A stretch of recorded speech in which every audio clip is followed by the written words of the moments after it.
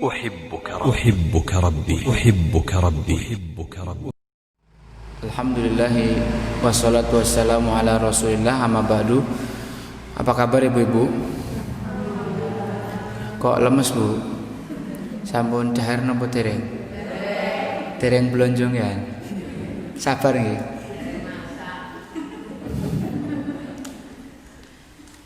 Bapak sehat? Sehat pak? Alhamdulillah.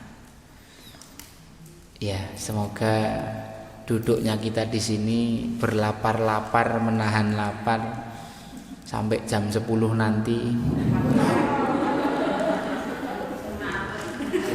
Apa toh bu?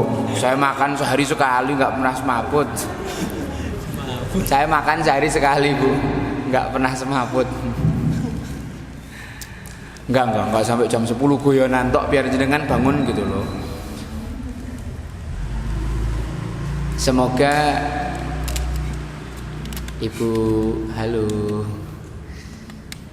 Semoga duduknya ibu-ibu di sini berlapar-lapar, menahan lapar, terhitung sebagai pahala karena ini adalah proses kita menuntut ilmu supaya kita bisa mendidik anak kita lebih baik lagi. Ini adalah jihad. Kok aku tadi ngomong tentang makan, langsung tak share aja tentang makannya. Suatu hari orang Romawi, Raja Romawi itu mengirim dokter terbaiknya untuk mengabdi di Madinah. Ketika itu khalifahnya Umar bin Khattab radhiyallahu anhu. Dokter ini datang ke Madinah selama 2 tahun, tidak didapati ada satu orang pun orang Madinah yang sakit. Dokter itu kan sebenarnya lebih pingin kalau ada pasien terus ya bu ya. Dia merasa bangga kalau sehari pasien saya 10 pasien. Contoh nanya kakak Silver itu kan, Ustaz Ibrahim itu kan statusnya alhamdulillah hari ini guys pasien ke-6 ya kan? Pasien ke-10 guys, alhamdulillah ini pasien ke-20. Jadi dokter itu akan merasa bangga jika setiap hari banyak pasiennya. Bukan karena dia senang ada orang sakit tapi karena dia senang menyembuhkan orang. Itu psikologinya seorang dokter. Lah ini dokter di Madinah 2 tahun nganggur, nggak ada satupun yang datang. Maka dokter ini mendatangi Khalifah Umar bin Khattab. Wahai Khalifah, rahasianya apa toh orang muslim tidak pernah ada yang sakit? Maka Umar bin Khattab menjawab, kami diajari oleh Nabi kami dengan hadis beliau, nahnu qaumun la na'kulu hatta najuh. Kami adalah suatu kaum yang tidak makan kecuali sudah lapar dan berhenti sebelum kenyang.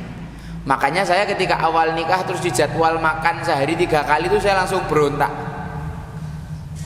Karena bukan tipe saya kayak gitu. Makan 3 kali sehari ternyata merepotkan, saya jadi nggak produktif. Jadi makan sehari 3 kali itu adalah idenya orang-orang orientalis supaya orang muslim tidak produktif. Sehat badannya tapi otaknya tidak tajam. Makan 3 kali tapi prestasinya dipertanyakan. Maka ya walaupun ini tidak mutlak ya kan, setiap orang laparnya beda-beda. Emang hadisnya Rasulullah tuh enak gitu loh, kompatibel buat siapapun. Kami adalah satu kaum yang tidak makan kecuali lapar. Ada di sini ibu yang laparnya sehari 5 kali ya udah tinggal makan sehari 5 kali ya toh. Kalau saya laparnya sehari sekali apa 2 kali ya sudah. Tapi kita adalah orang yang berusaha makan itu bukan by time, bukan jam sekian, tapi kalau sudah lapar. Dan saya kalau makan tidak pernah banyak. Coba tanya istri saya makan banyak kalau stres toh. Dan saya jarang stres. Makan sedikit, 1 centong sudah. Makan jam 10 atau jam 11 pagi, kadang-kadang habis zuhur, pagi nggak makan. Nanti baru malam lagi kalau lapar lagi jam 12 baru makan lagi, apa jam 10 apa jam 9. Gitu aja makan. Dan saya terus kalau nggak makan bingung, yang aku belum makan hari ini nanti nek aku mati piye. Udah. Ya dan alhamdulillah sehat. Jadi orang itu ketika makan otaknya bekerja 3 kali lipat ketimbang dia ketika belajar. Karena ternyata gerakan perut itu lebih berat. Makanya orang kalau banyak makan kan ngantukan tuh. Kenapa aku jadi ngomong tentang kayak gini? Gak apa-apa lah, sedikit sharing ilmu ya. Jadi supaya umat muslim itu lebih produktif, sebenarnya caranya adalah makan ketika lapar. Ibu-ibu, bapak-bapak, jamaah, para asatid yang saya cintai karena Allah, ini sudah masuk tahun 2021. Kayaknya baru kemarin 2020 ya Bu ya.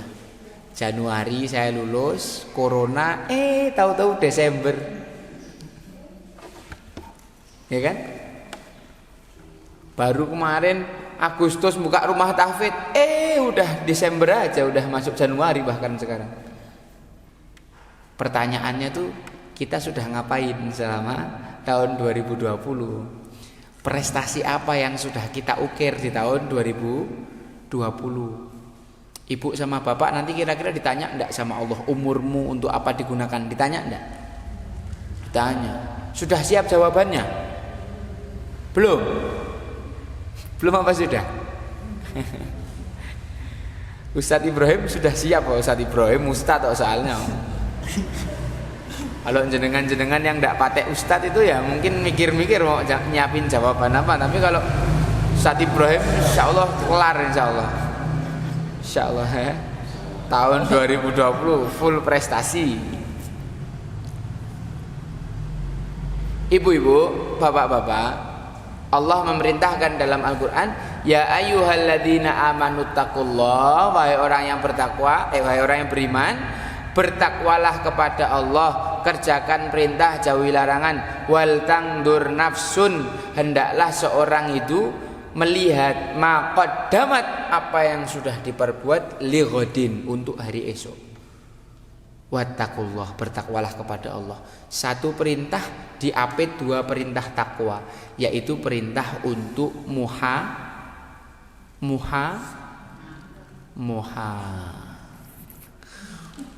perintah untuk muhasabah, ibu-ibu sekalian. Perintah untuk Muhammadiyah malahan. Perintah untuk muhasabah. Muhasabah itu apa? Introspeksi.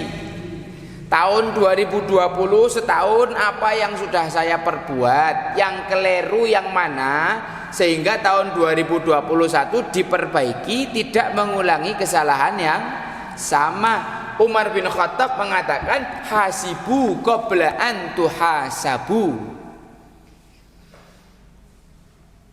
Hisablah diri kalian sebelum Allah yang menghisab.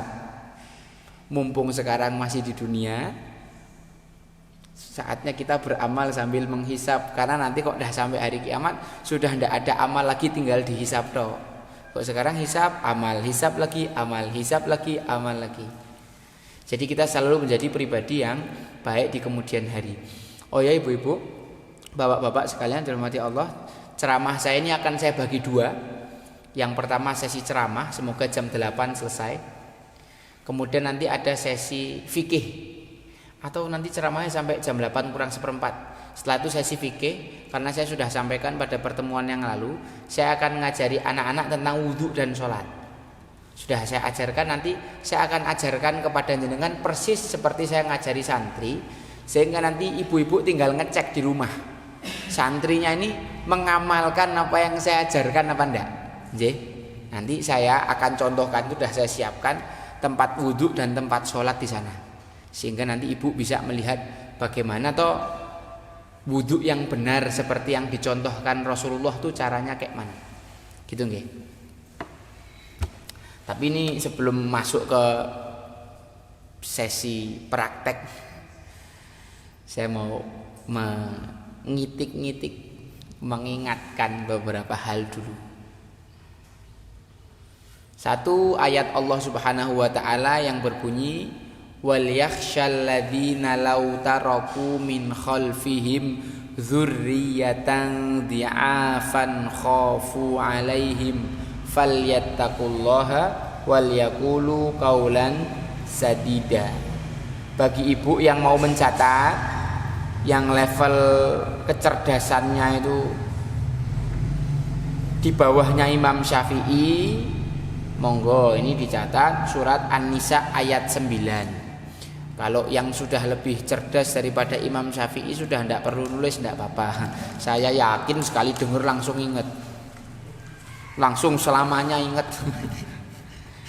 Surat An-Nisa ayat 9 berbunyi, hendaklah orang mukmin muslim itu takut seandainya meninggalkan generasi lemah di belakang mereka.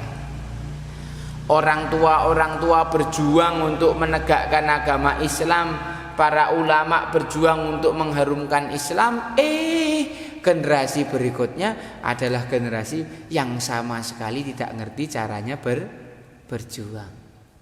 Indonesia ini Pak, Bu,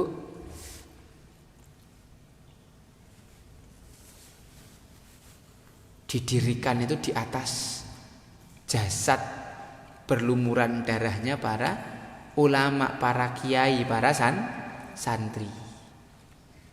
Tapi sekarang santri-santri kita tidak ngerti yang namanya berjuang. Hendaklah kita khawatir kalau meninggalkan generasi yang lemah di belakang kita. Ibu-ibu tahu ya, tahun 2020 itu merupakan amul huzni, tahun kesedihan. Ikut ya Bu, update WA ya, Facebook ya, Instagram. Betapa banyak para ulama kita yang Allah Subhanahu wa taala sudah wafatkan gitu. Leres napa mboten? Satu malam 7 ulama meninggal. Yang barusan ini tanggal 2 Januari, satu malam 6 ulama meninggal. Sekarang ulama-ulama kita dikasih sakit sama Allah. Ustadz Salim Afillah, Ustadz A'agim, Ustadz Syafi'i Antonio, Ustadz Syekh Ali Jaber, sakit semua sekarang. Allah itu tidak mencabut ilmu sekaligus, tapi mencabut ilmu dengan mewafatkan para ulama. Saya mau nanya Bu, didik anak supaya jadi berilmu itu gampang apa susah? Jenengan sudah ngerasakan gampang apa susah? Gampang-gampang susah apa susah-susah?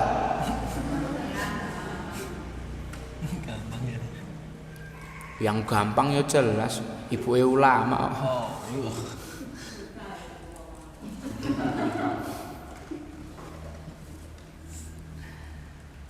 Para ulama yang meninggal dicabut nyawanya sama Allah itu, mereka untuk sampai ke titik itu 50 tahun lebih Bu, setiap hari kerjaannya baca kitab.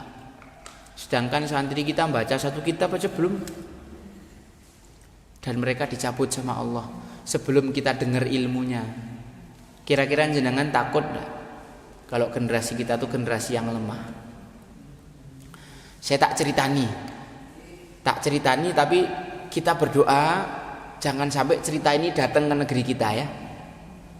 Ini ceritanya dulu tentang kerajaan Islam Baghdad, Daulah Abbasiyah. Daulah Abbasiyah itu ibu kotanya Baghdad, terkenal dengan kota 1001 malam. Kotanya indah, desainnya itu arsitektur surga yang dibaca sama para arsitek di dalam Al-Quran diterjemahkan dalam desain bangunan mereka. Makanya kalau orang Eropa masuk Baghdad itu mereka tuh mikir, ini aku ki jek ning donya apa wis mlebu swarga, saking indahnya Baghdad.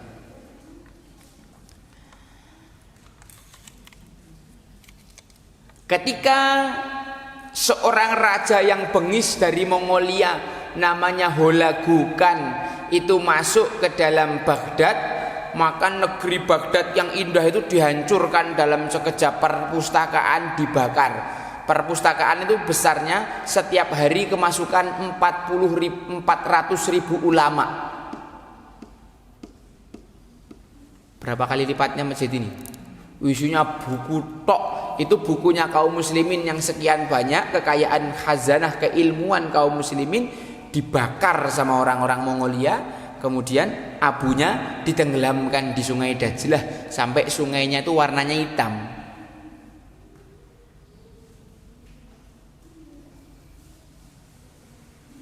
Kaum muslimin ditumpahkan darahnya, Ibu-ibunya dibantai, dibunuh, dan ada yang diperkosa. Ngomong-ngomong, Mongolia ini jajaran sama Cina.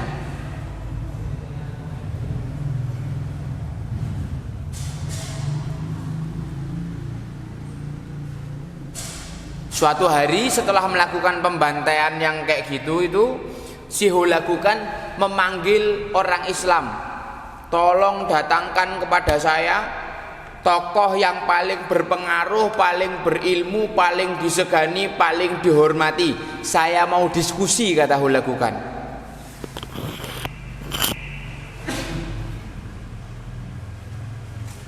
Setelah ditunggu lama, tidak ada satupun ulama yang berani maju karena dia terkenal bengis. Datang seorang anak muda yang jenggotnya masih belum kelihatan. Ini kayak Ustadz Yusuf ini, kalau dari jauh kan tidak kelihatan ada jenggotnya. Padahal ada itu sak lembar 2 lembar. Yang masih kayak gini nih. Mendatangi Hulagukan. Dia datang sambil bawa onta, kambing sama ayam. Begitu dilihat sama Hulagukan, "Weh, masa orang Islam cuman punya orang kayak kamu? Saya tuh pingin mintanya orang yang paling berpengaruh, orang paling pintar, orang paling alim. Malah dikasih anak muda kayak kau. Mbok yang lebih keren dikit ngapa? Emang Kejayaan udah nggak punya orang keren lagi?"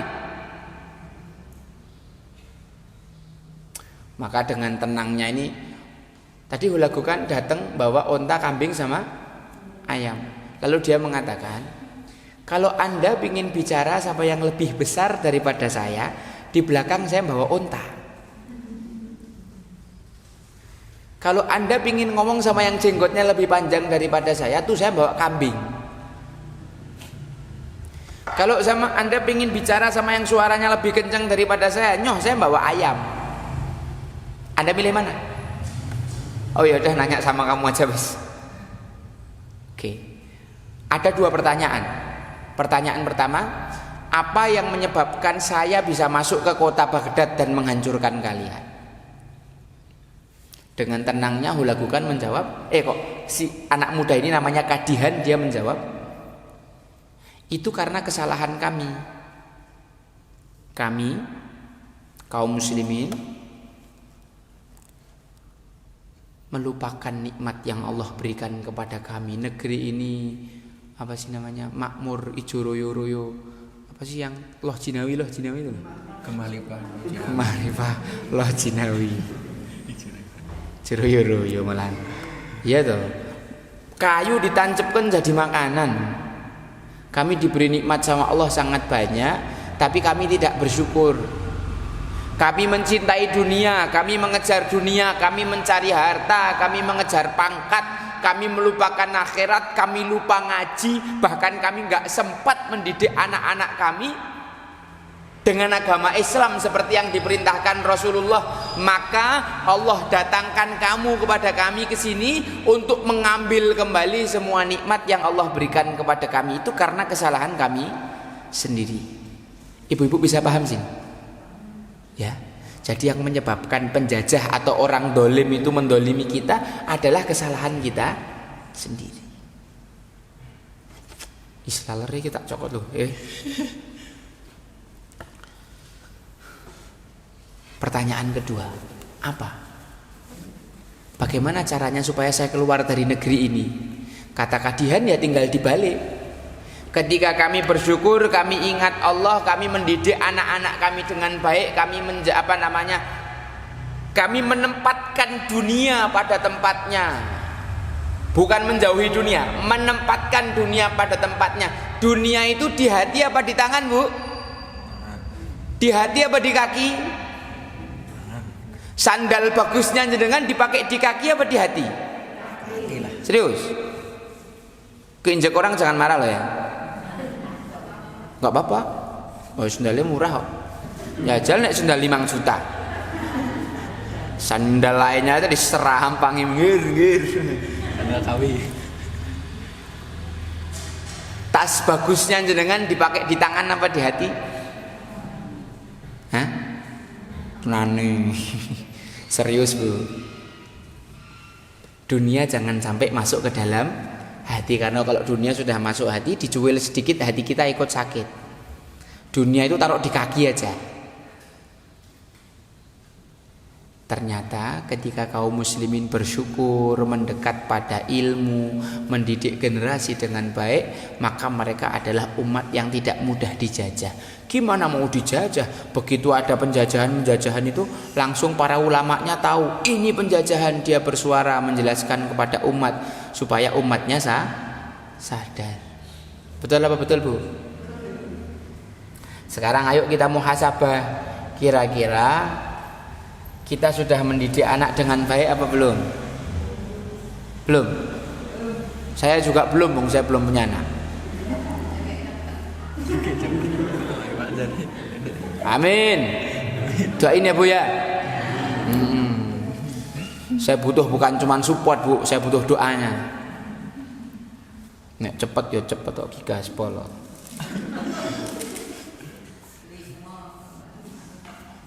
Target saya 20, Bu.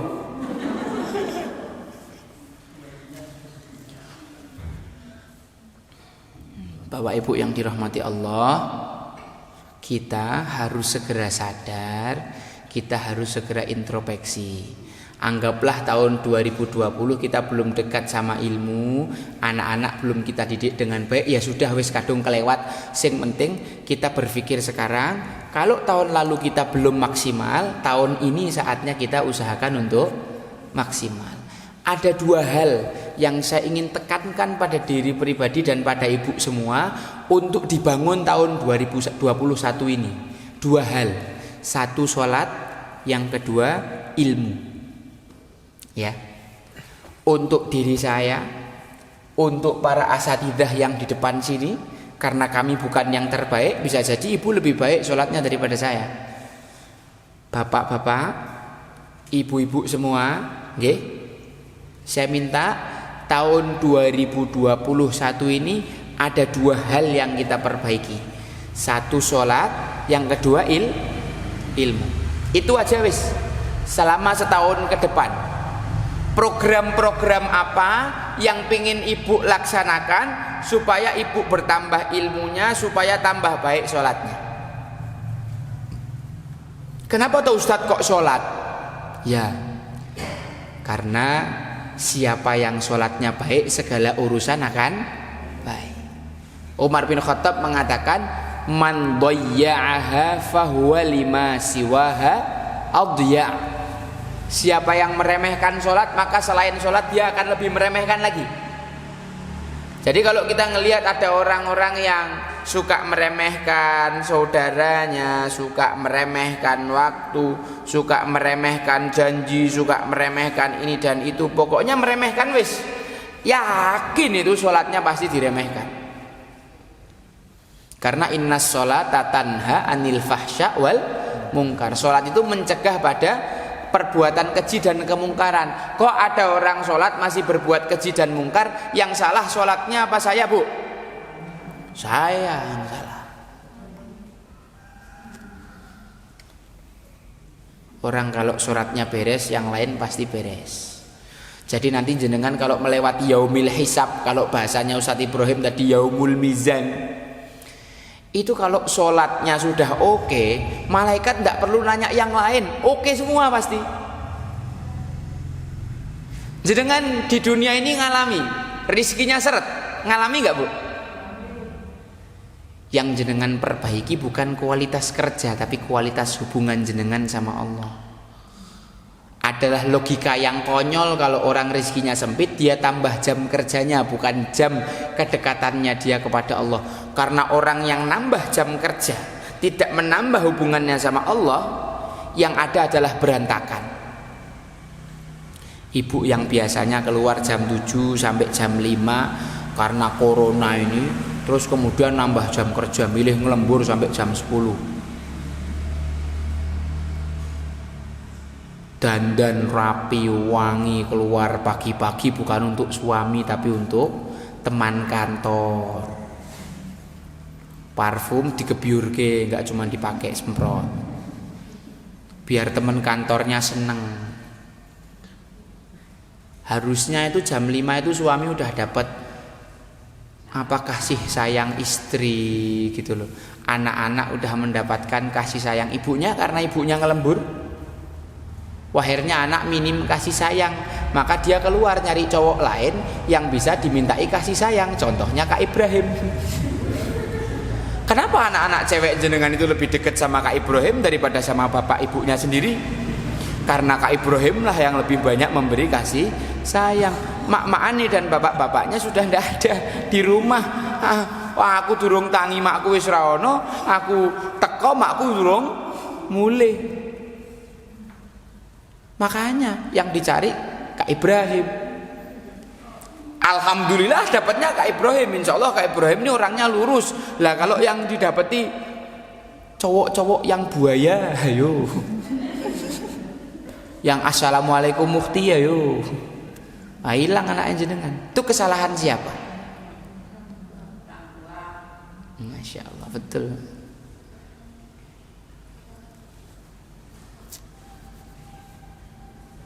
Wahai para ibu, fitrahnya seorang wanita itu banyak di dalam rumah. Oke lah kalau kita punya urusan tanggungan ekonomi, tapi jangan sampai kita menomorduakan keluarga. Saya tuh ngajari sama Ustazah Hatikah itu. Kamu di dalam rumah apa keluar rizkimu sama. Setiap bulan kamu nggak bakal defisit, kau bakal makan. Jadi dia punya penghasilan ini dan itu berjuta-juta bahkan berkali lipat lebih besar daripada saya. Tak kasih tahu, rizkimu setiap bulan akan cukup. Mau 10 juta, mau 7 juta, mau 5 juta, mau 2 juta, mau 1 juta, pasti akan cukup. Karena yang mencukupkan rizki itu Allah 90 kali dalam Al-Quran menjelaskan tentang jaminan rizki. Dan 1 kali dalam Al-Quran setan menakut-nakuti dengan kefakiran. Tapi kita lebih percaya setan daripada Allah. Itu buktinya juga sama aja. Ustazah Hatikah itu mau kerja, mau ngajar, mau tidur di rumah, sama aja rizkinya tetap cukup.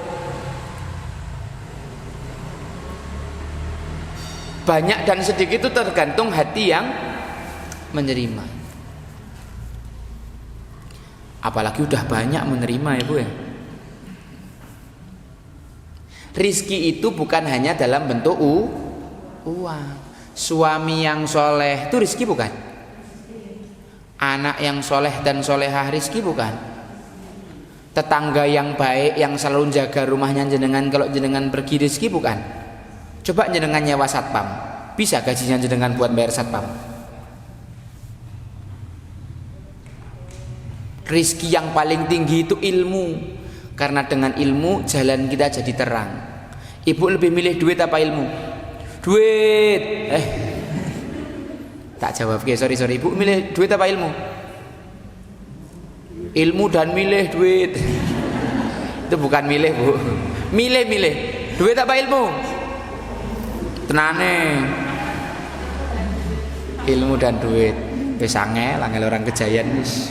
Pantesan anaknya angel. Sama orang tuanya disuruh milih yang ngejel loh. Suruh milih kok ilmu dan duit malahan.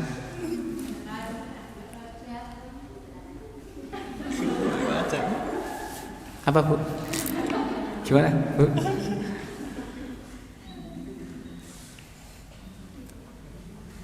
Ibu, ilmu itu mahal Ibu. Ilmu itu mahal.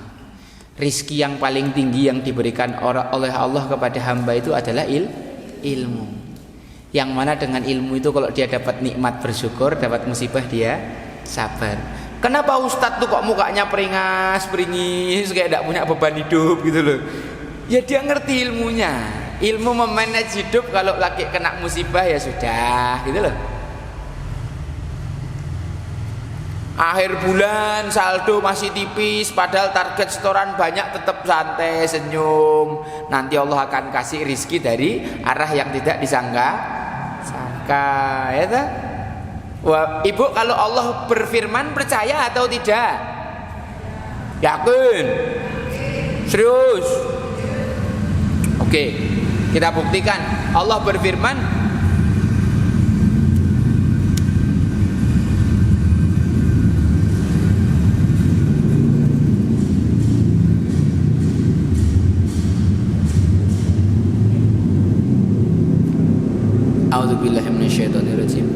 wa may yattaqillaha yaj'al lahu makhraja wa yarzuqhu min haitsu la yahtasib wa may yatawakkal 'ala Allahi fahuwa hasbuh. Siapa yang bertakwa kepada Allah, bertakwa itu mengerjakan perintah dan menjauhi larangan. Yaj'al lahu makhraja, Allah akan memberi dia solusi-solusi dari setiap masalah yang dia punya. Satu masalah Allah janjikan solusi-solusi, bukan satu solusi. Satu masalah banyak solusi. Syaratnya bertakwa. Sudah bertakwa belum, Bu? Insya Allah rezekinya dengan lancar. Kalau rezekinya nggak lancar berarti yang kita cek takwanya. Wa yarzuqhu min haitsu la yahtasib, Allah akan memberi rizki dari arah yang tidak disangka. Saya sama teman-teman rumah tahfidz ini kalau punya ide itu tinggal ngomong aja, ceplas-ceplos kita punya ide ini, duitnya enggak kita pikir nanti dari mana. Ternyata ya ada terus. Coba tanya Kak Mujib yang jadi bendahara, deg-degan terus setiap akhir bulan. Iso gaji ustad lagi, iso mangan lagi ustad, iso gaji bulastri apa ora ini, iso gawe program apa ndak. Tak tanya Ustaz Mujib gimana, selalu ada duit ya? Selalu ada, dari arah yang tidak disangka ya Kak Mujib ya. Oh kenceng pas lagi turun, ternyata ada sumber lain. Oh donatur lagi turun, oh ternyata ada sumber lain. Allah yang mencukupi kita. Saya tidak pernah stres akhir bulan ikut stres. Yang stres biar Kak Mujib aja, saya tidak mau ikut-ikutan. Terus sekarang Mujib pikir aku rak gelem melu stres. Ya saya nyari tapi saya tidak ikut stresnya gitu loh.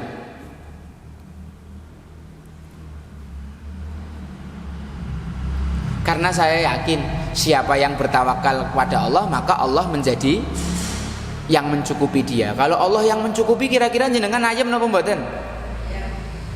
Kalau suami berjanji akan mencukupi, jenengan ayem. Ini Allah yang berjanji akan mencukupi, kira-kira jenengan ayem napa mboten? Milih sholat apa kerja? Ya, betul memang kok. Yang penting jangan sampai kerjanya jadi prioritas. Prioritasnya tuh sholat. Kerja itu hanya sambilan sambil nunggu waktu sholat. Pekerjaan utama kita itu ibadah, Bu. Tujuan kita diciptakan itu ibadah. Wa ma khalaqtul jinna wal insa illa liya'budun. Segala hal yang kita kerjakan niatnya untuk mencari cinta Allah, maka itu adalah ibadah. Aku golek kerja biar anakku jadi anak soleh, maka ngantuknya jenengan di tempat kerja jadi nilai ibadah. Tapi ibadah itu kan bertingkat-tingkat. Ada ibadah yang mahdhoh, ada ibadah yang nafilah. Ibadah yang mahdhoh itu sholat 5 waktu. Jangan sampai yang wajib kita nomor 2 kan, yang nafilah kita nomor 1 kan. Ini keliru. Ibu-ibu kita nasihati, kerja sing tenanan, ojo lali sholat. Betul? Saya katakan itu keliru, omongan itu tuh keliru, tidak seperti yang Allah ajarkan. Allah ajarkan dalam Al-Quran, wabtaghi fima ataqallahu darul akhirah wala tansa nasibaka minad dunya. Dengan semua potensi yang kau punya, kejar akhirat dulu, ojo lali dunyane. Dunya ini ojo lali. Karena urusan dakwah saya di sini operasionalnya 20 juta, ya kita harus cari duit lebih dari 20 juta per bulan. Tapi itu kan sifatnya duniawi saja, yang jangan lupa ojo lali golek duit ya Kak Mujib gitu. Tapi pekerjaan utamanya Kak Mujib itu ibadah, ngajar santri dan belajar. Jadi ibu-ibu, saya garansi. Kenapa saya berani garansi? Karena Allah garansi. Siapa yang sholatnya beres, rizkinya beres. Siapa orang yang dekat dengan mihrab, rizkinya dekat. Siapa yang menunda-nunda waktu sholat, rizkinya ditunda-tunda sama Allah. Siapa yang meremehkan sholat, Allah tunda-tunda rizkinya juga dia. Yang sholatnya beres, maka yang lain beres. Ngoten nggih. Ini saya minta dari hati saya yang paling dalam, ayo kita contohi santri seperti yang dikatakan Kak Ibrahim tadi di depan. Jangan ustadznya narik, jenengan ikut narik, tarik-tarikan ya kami kalah. Walaupun kami bersepuluh lawan ibu satu, ya tetap menang ibu. Wong kami ini kan ustadz-ustadz muda yang masih banyak kelirunya, gitu. Pripun Bu? J. Jadi kami minta Kak Mujib narik, ibunya tolong apa yang kami ajarkan diajarkan juga di rumah. Ibu harus menjadi contoh. Ibu jangan banyak keluar rumah, Bu. Ya keluar rumah seperlunya. Ketika urusan sudah selesai, sudah pulang. Di rumah ada anak calon pemimpin generasi yang perlu disentuh. Anak-anak perempuan kita yang butuh kasih sayang kita, bukan kasih sayangnya Kak Ibrahim. Ya Bu ya, ada suami yang lelah butuh kasih sayang istri. Kalau jenengan ndak kasih, awal mula terjadi perselingkuhan tuh kayak gitu. Suami yang hatinya penyakitan lebih nyaman sama istri orang daripada istri sendiri, itu karena sebabnya itu. Ibu-ibu cantiknya kalau mau ketemu temen sama bos, suami itu rane mambu balsem, mambu minyak kayu putih. Yo gimana? Makanya suami itu di tempat warung heknya angkringannya Mbak Solehah itu lebih betah. Karena Mbak Solehah lebih seger daripada istrinya. Mbak Solehah itu kalau dipandang menyenangkan karena murah senyum. Istriku bawawe loh. Makanya suami itu kalau di warungnya angkringannya Mbak Solehah itu bisa istiqomah, tumak nina, khusyuk. 2 jam bermodalkan 1 cangkir kopi dan 2 gelintir rokok bisa awet. Itu salah jenengan sendiri Ibu. J. Terserah Bu, terserah wis, terserah wis. Angel, tempatnya jenengan awet-awet Bu. Itu stres di rumah itu. Lebih seneng nonton jenengan daripada istri. Bojone merengut tok. Bayangkan saya pernah ini kejadian tak alami, tak cerita kayak bolak-balik. Saya ketika silaturahmi ke rumahnya ibu itu, ibunya lagi marah-marah sama suaminya. Krompiang, bopo kayak. Lah karena saya udah kadung jalan itu, wis niat saya menghentikan perkelahian gitu. Assalamualaikum. Langsung berhenti set. Langsung berubah. Waalaikumsalam. Keluar. Waalaikumsalam Ustadz, monggo pinara. Badhe damel ke unjukan apa? Lah kok karo aku halus men. Suaminya barusan aku dengar disentak habis-habisan.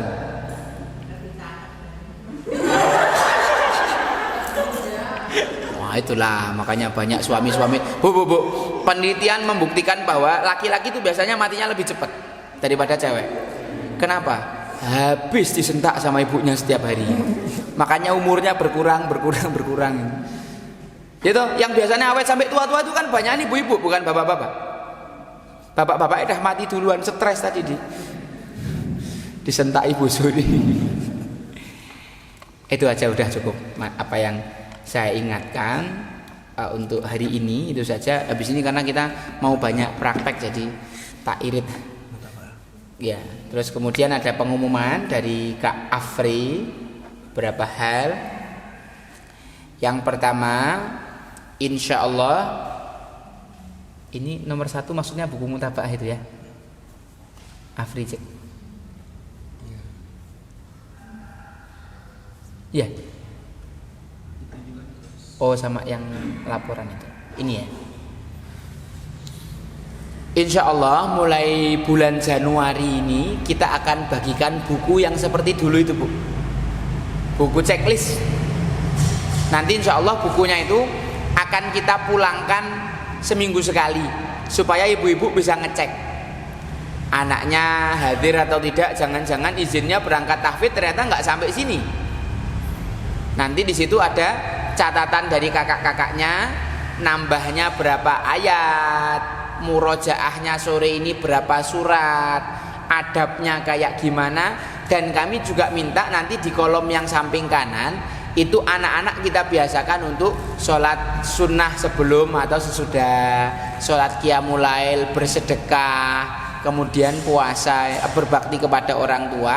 Nanti itu mohon kita kerjasama, kakaknya mengisi separuh, ibunya mengisi separuh. Nggih. Nanti setiap seminggu sekali bukunya itu kita pulangkan. Jadi ada tanda tangan. Kalau kami yang ngisi, kami yang tanda tangan. Kalau ibu yang ngisi, ibu yang tanda tangan. Jadi kita bisa pantau keseharian santri dari dua arah, dari kami dan dari ibu-ibu. Ngeten nggih. Insyaallah mulai besok Senin ini sudah akan kami bagi bukunya. Ya Kak Afri ya, betul ya. Dan laporannya juga akan, laporan bulan ini akan tetap kita laporkan di grup. Kemudian saya informasikan untuk pemasukan rumah tahfidz bulan Desember. Jangan lupa operasional kita 13 juta. Pemasukan kita di bulan Desember alhamdulillah 8.257.000 rupiah. Saya ucapkan terima kasih kepada ibu yang sudah menginfakkan hartanya walaupun cuma 1.000 rupiah. Insya Allah semua pahala kami akan jenengan borong. Ini dari dua sumber ya, Kota Infak dan Kenceleng ya. Kota Infak dan Kenceleng kita dapat 8.250.000 sekian. Tidak apa-apa, tenang aja, insya Allah kami dicukupi sama Allah Subhanahu wa Ta'ala. Jenengan cukup introspeksi diri, malu atau tidak kalau menyepelekan masalah ini. Cocok tidak anaknya diajari ilmu yang baik, anaknya berkembang ke arah yang lebih baik, tapi orang tuanya tidak ingin ikut berpartisipasi dalam perkembangan anaknya. Jadi ibu-ibu yang tidak berusaha maksimal ya sudah, berarti pahala pendidikannya itu kami tok yang punya. Kalau bahasanya Ustadz Jazir itu begini, kalau infaknya ibu-ibu itu 100.000 lebih, maka jenengan ikut mensubsidi kapling surga ibu yang lain. Kalau yang infaknya 100.000 ya kapling surganya dibayar dewe. Kalau kurang dari itu mohon maaf, nanti kapling surganya kami subsidi ya. Kami yang subsidi. Tidak apa-apa. Semampunya. Saya katakan semampunya. Kemudian nanti yang ketiga, kami akan memberikan catatan khusus tentang adabnya santri. Banyak santri yang adabnya masih C. Maka kita minta tolong kepada ibu-ibu untuk apa? Untuk mengingatkan tentang adabnya santri yang sudah kami catat nantinya itu. Karena ini tujuan utama pendidikan kita, supaya menjadi santri yang beradab dan Ibu mau punya santri pinter tapi nanti begitu jenengan tua dibuang ke panti jompo, nggak dihormati sebagai seorang ibu, mau enggak? Maka sebelum itu terlambat, mumpung anak kita masih kecil, mumpung masih gampang dibentuk, mumpung mereka masih sayang sama kita, mumpung mereka yang masih membutuhkan perhatian kita, ayo kita didik dengan baik. Sebelum nanti semuanya berubah, jenengan tambah renta, jenengan yang butuh perhatian dari mereka. Karena dulu mereka tidak merasa diperhatikan, besok mereka tidak mau memperhatikan orang tuanya. Na'udzubillah min dzalik. Kemudian catatan dari Ustadz Afri ini, dari kita semua ya, dari kita semua masih ada santri yang meremehkan soal kehadiran. Yang terlambatnya banyak banget. Kalau terlambat 1 menit saya masih bisa toleransi, tapi kalau terlambatnya sudah hampir setengah jam saya tidak suka. Terus terang saya benci tingkah laku yang semacam itu karena tidak disiplin. Nggih. Kemudian masih ada yang meremehkan tentang perizinan. Saya sudah kasih mudah, saya sudah kasih ringan masalah perizinan, silahkan izin sama Kak Ibrahim, silahkan izin sama Kak Atika, silahkan, masih mudah. Tolong jangan sampai saya membuat peraturan baru yang menyulitkan ibu-ibu nanti soal perizinan. Saya yakin yang di sini yang hadir perizinannya bagus. Mungkin yang perizinannya nggak bagus itu yang nggak ngerti tentang ilmu perizinan ini. Ya, saya minta ibu-ibu diperbaiki lagi masalah perizinan sehingga nanti kakak-kakaknya di sini lebih nyaman, hatinya itu tenang, itu sambil ngajar tenang karena tahu santrinya posisinya di mana. Nggih. Ada catatan terpenting untuk evaluasi tahun 2020.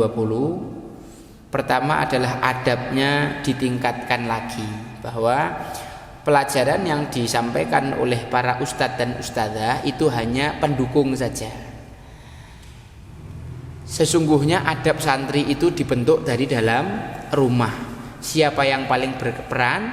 Bapak dan ibu santrinya tadi masing-masing. Kami hanya membantu saja.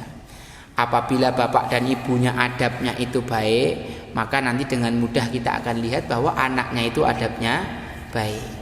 Tapi kalau adab dan akhlaknya anak itu kurang, jangan marah. Tolong kita bercermin saja, bisa jadi yang buruk itu adalah kita sendiri. Dan bapak ibu yang dirahmati Allah, saya mohon maaf, betul-betul mohon maaf. Saya terpaksa menyampaikan bahwa seorang itu akan kehilangan keberkahan ilmu kalau tidak punya adab sama guru. Santri itu tidak akan mendapatkan keberkahan ilmu kalau tidak punya adab sama guru. Nggih ngoten nggih.